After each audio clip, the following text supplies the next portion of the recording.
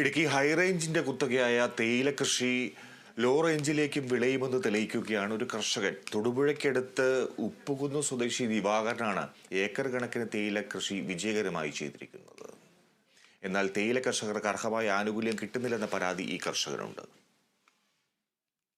ഇടുക്കിയിൽ തേയിലത്തോട്ടം കാണണമെങ്കിൽ എവിടെ പോകണം എന്നതാണ് ചോദ്യമെങ്കിൽ ഉത്തരം മൂന്നാറും വാഗമണ്ണും പീരുമേടും എന്നൊക്കെയായിരിക്കും.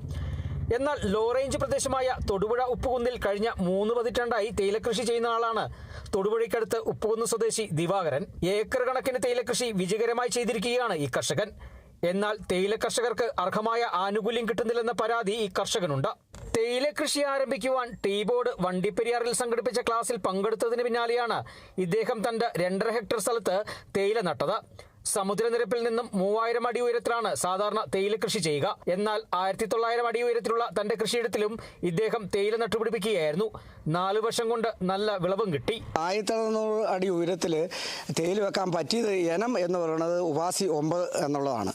അത് മനസ്സിലാക്കിക്കൊണ്ട് ഞാൻ തമിഴ്നാട്ടിൽ കൂനൂർ എന്ന സ്ഥലത്ത് നിന്നും അവിടുന്ന് ഒരു 11,000 തൈ അന്നിവിടെ ലോറിക്ക് ഇവിടെ കൊണ്ടുവന്നിട്ട് നടുക എന്നൊക്കെ പറഞ്ഞു കഴിഞ്ഞാൽ വളരെ കാരണം ഇത്രയും കുഴിയെടുക്കണം, അത് നടണം, അതിൻ്റേതായുള്ള മറ്റുള്ള ശുശ്രൂഷകൾ ചെയ്യണം. വെയിൽ വന്നു കഴിഞ്ഞാൽ ഈ വിലയുള്ള തൈ ഇവിടെ ഒരു കൂടത്തൈ ഇവിടെ വന്നിട്ട് ഉണങ്ങിപ്പോയി കഴിഞ്ഞ് കഴിഞ്ഞാൽ നമ്മളെപ്പോലുള്ളവർക്ക് ഭയങ്കര നഷ്ടമാവും.